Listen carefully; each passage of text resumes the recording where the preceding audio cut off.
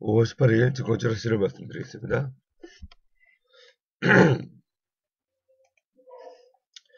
옥바라지 골목, 어저께 옥바라지 골목이라는 부분이 검색어에서 많이 상위 랭크됐죠. 종로구 무학동 64번지 영업골목으로서 김구 선생님이 일제감정기에 독립운동가들이 많이 들어있던 잡혀서 고문당하던 서대문형무소 뒤에 옥바라지를 하던 골목을 옥바라지 골목이라고 합니다. 이런 수감자들의 애환이 많이 서린 곳인데요. 재개발 시행사인 롯데건설이 옥바라지 골목을 포함한 무학 2지역 재개발 지구에 아파트를 지을 예정입니다. 어제 새벽에 재개발 조합 측 용역업체들이 강제 퇴거에 반발하는 주민들과 충돌이 있었고요. 그런 와중에 박원순 시장이 직접 방문하여 모든 방법을 동원해서 공사를 없던 일로 하겠다고 일답해서 일단하겠습니다. 우선 이 업무, 이 시행권 한 건에 대해서 롯데건설은 타격을 좀 받을 것 같은데요. 이것뿐만 아니라 그 이미지가 많이 문제가 돼서 롯데건설은 좀 타격을 보지 않을까 생각합니다. 또 롯데 얘기네요. 호텔 롯데 전체 주식의 35%를 일반 공모 25%, 신주 10%로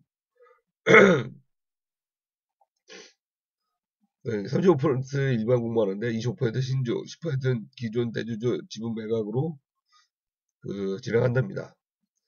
다음 달에 진행한다고 하고요. 이번 공모를 통해서 한 5, 6조 정도의 자금을 확보한다고 합니다. 물론 구주 매각은 개인 돈이 되겠죠. 한 2억 정도 될 것 같습니다. 1억 5천에서 2억.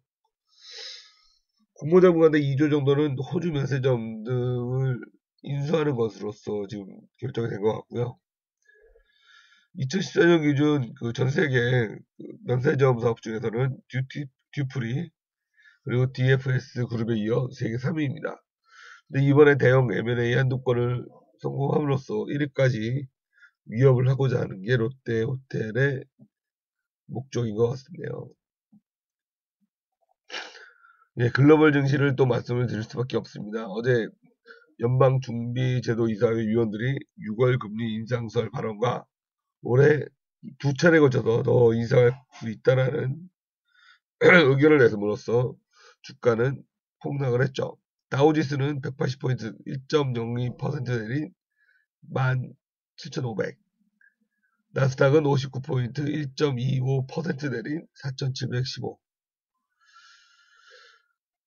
서부 텍사스산 원유가 0.59달러, 1.2% 올라서 48달러, 브렌트유가 0.69% 올라서 49달러.